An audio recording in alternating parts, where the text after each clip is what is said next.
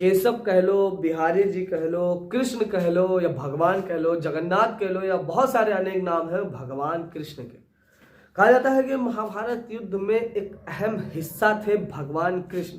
भगवान कृष्ण अगर ना होते तो कहा जाता है कि ना ये महाभारत होती, ना ही दुनिया की 1/3 जनसंख्या समाप्त होती। इसलिए भगवान कृष्ण की जो जिंदगी थी ना, भगवान कृष्ण की जिंदगी अनेक श्रापों से घिरा हुआ था। भगवान कृष्ण की पूरी जो जिंदगी थी ना, वहां पे श्राप श्राप श्राप, मतलब चारों तरफ से उनकी जिंदगी श्रापित रही है।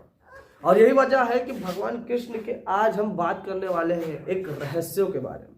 कई रहस्य भगवान कृष्ण के, लेकिन आज एक ऐसे रहस्यों के बारे में बात करने वाले हैं जो आज तक किसी ने आप लोगों को नहीं बताया। भगवान कृष्ण का मृत शरीर एक गुप्त स्थान में रखा हुआ है। दोस्तों, ये बात सुनकर आप हैरान जरूर होंगे, लेकिन ये सच है। आज भी भगवान कृष्ण का शरीर एक गुप्त स्थान में रखा हुआ है, सुरक्षित। आज भी वहां पे पूजा पाठ होता है, लेकिन उस मंदिर को गुप्त रखा गया है।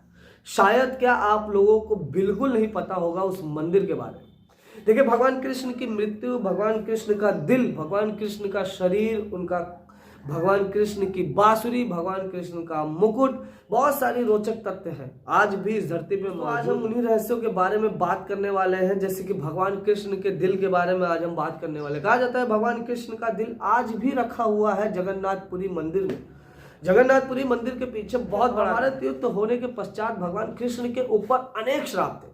उन्हीं श्रापों में से 2 श्राप ये भी थे कि आने वाले 25 सालों बाद भगवान कृष्ण की मृत्यु हो जाएगी और उस मृत्यु का कारण होगा एक बहेलिया। और उन्हीं श्रापों में से यह भी था कि भगवान कृष्ण ने जिस तरह से अपना साम्राज्य बनाया है, जिस तरह से सुख सुविधा अपने साम्राज्य में फैलाया, इस तरीके से हमारा परिवार बर्बाद हुआ था, उसी तरीके से आपका परिवार बर्बाद हो जाएगा, आपका यह महल बह जाएगा, आपका द्वारिका पूरा का पूरा द्वारिका समंदर में समा जाएगा। कहा जाता है कि मात्र उस श्राप के 25 साल बाद भगवान कृष्ण की मृत्यु निकट आ जाती है।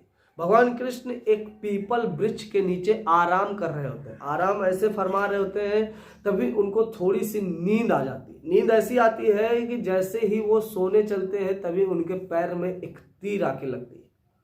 तीर का वार इतना भयानक था कि भगवान कृष्ण की मृत्यु हो जाती है, और कहा जाता है कि उसी श्राप के कारण भगवान कृष्ण की मृत्यु हो जाती है। तो जब दूर से वो बहेलिया देखता है कि मैंने तो किसी हिरण को नहीं, मैंने तो स्वयं भगवान कृष्ण के ऊपर तीर चला दी, और वो आता है प्रभु से क्षमा याचना करता है, तो भगवान कृष्ण बोलते हैं कि इसमें तुम्हारी गलती नहीं है, ये सब मेरे श्राप के कारण हुआ है जो कि मुझे मिला था। कहा जाता है कि भगवान कृष्ण की जब मृत्यु हो जाती है तो ये खबर पांडवों तक पहुंचती है। जब पांडवों तक पहुंचती है तो पांडव रोते बिलखते हुए भगवान कृष्ण के शरीर का दाह संस्कार करने के लिए द्वारिका आते हैं। हिंदू रीति रिवाज से द्वारिका में दाह संस्कार किया जाता है। तो दाह संस्कार करने के बाद कुछ विशेषज्ञ, कुछ ज्ञानी, कुछ बहुत बड़े हमारे किताबों में लिखा है, कुछ लोगों का मानना है कि भगवान कृष्ण का शरीर तो जल जाता है लेकिन उनका दिल नहीं जलता है, क्योंकि उनकी आत्मा, जो आत्मा थी वो भगवान कृष्ण मतलब भगवान विष्णु का आत्मा था। इस यही वजह है कि अग्नि उनके शरीर को तो जला देती है लेकिन उनके आत्मा को बिल्कुल नहीं जला पाती है। और यही कारण है कि पांडव उनके शरीर का दाह संस्कार करने के बाद उनके आत्मा को एक लकड़ी पर रख के नदी में तैरा देते, और वो जानते हैं कि कहीं ना कहीं वो चला जाएगा, और खुद वो तैराने के बाद स्वर्गलोक के लिए सारे पांडव चले जाते। आप लोगों को ये पता ही होगा कि युधिष्ठिर को छोड़ के सारे पांडवों को धरती पे ही मृत्यु हो गया था। सिर्फ युधिष्ठिर ही गए थे स्वर्गलोक के लिए, और उनके साथ एक कुत्ता गया था जो कि धर्म के साथ था। कहा जाता है कि जब भगवान कृष्ण का वो दिल तैरा दिया जाता है उस नदी में, तभी जगन्नाथपुरी, जो आज हम जगन्नाथपुरी मंदिर के नाम से जानते हैं, वहां के जो बहुत पुराने राजा थे उनको सपने में भगवान कृष्ण का दर्शन होता है। वो बोलते हैं, राजन तुम मेरी बहुत भक्ति करते हो, तुम मेरी बहुत पूजा करते हो, तो आज मैं विराजमान होने के लिए आ रहा हूँ जगन्नाथपुरी में। जब ये बात राजा को पता चलती है तो वो नंगे पांव भागता हुआ नदी के किनारे जाता है, और नदी के किनारे जाता है तो बड़ा आश्चर्यचकित होता है कि भगवान कृष्ण ने तो सपने में कहा था कि मैं खुद विराजमान होने के लिए आ रहा हूँ, लेकिन इस लकड़ी में तो एक धड़कता हुआ दिल है। जब उस राजा को पता चलता है कि ये दिल भगवान कृष्ण का है तो वो रोते हुए उस दिल को लेके जाता है और एक मंदिर में स्थापित कर देता है।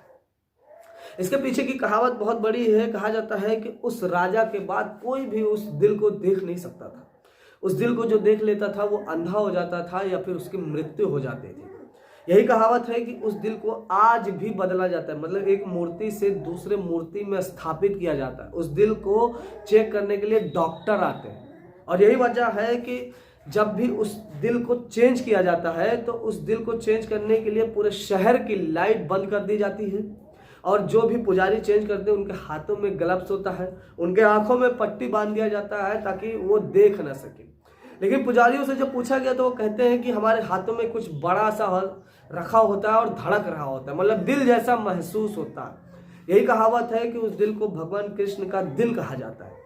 लेकिन सबसे बड़ी बात यह है और सबसे हैरान करने वाली बात यह है दोस्तों कि सबसे बड़ी और कहावत यह भी है कि भगवान कृष्ण का ना ही शरीर जला था, ना ही उनका दिल जला था। कहता है जब उनका शरीर नहीं जलता, जब भगवान कृष्ण का शरीर नहीं जलता है तो उनके शरीर को पांडव सोचते हैं कि अब इनके शरीर का क्या किया जाए। ये भगवान विष्णु के अवतार थे, भगवान कृष्ण, इस यही वजह थी कि उनको अग्नि नहीं जला पाती है। तभी पांडव सोचते हैं कि इनके शरीर को समंदर में रख दिया जाए ताकि समंदर ही उनको संभाले, मतलब भगवान कृष्ण के शरीर को समंदर में डाल दिया जाता है।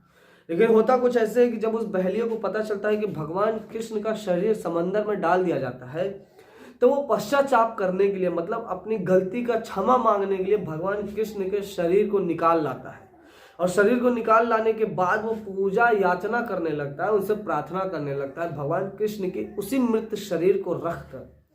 लेकिन कुछ होता ऐसे है कि रात के समय में उस बहेलिये के घर से भगवान कृष्ण के शरीर को चोरी कर लिया जाता है।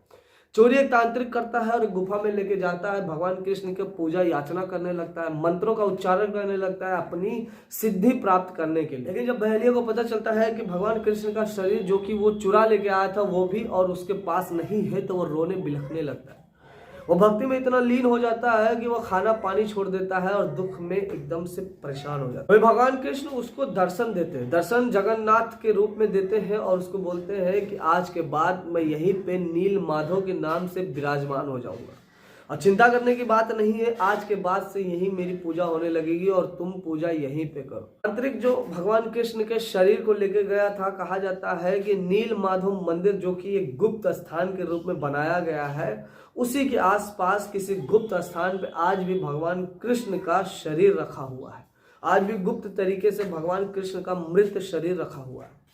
और यही वजह है कि वो जब तांत्रिक लेके जाता है तो उस बहेलिये के द्वारा बहुत ढूंढा जाता है भगवान कृष्ण का मृत शरीर, लेकिन किसी को नहीं मिलता है। और यही कहा जाता है कि आज भी भगवान कृष्ण का जो मृत शरीर है, आज भी उसी गुफा में किसी गुप्त स्थान में किसी गुप्त रहस्यों की तरह उसको रख दिया जाता है ताकि किसी इंसान के हाथ न लग सके भगवान कृष्ण की वो शरीर। नील माधव मंदिर जो कि एक गुप्त स्थान पे बनाया गया है, जो आप लोगों को नहीं पता होगा, वहाँ पे बहुत कुछ चुनिंदा लोग ही दर्शन करने के लिए जाते हैं। कहा जाता है कि वहाँ पे भगवान जगन्नाथ के रूप में भगवान कृष्ण खुद विराजमान है और सभी भक्तों को दर्शन देते हैं।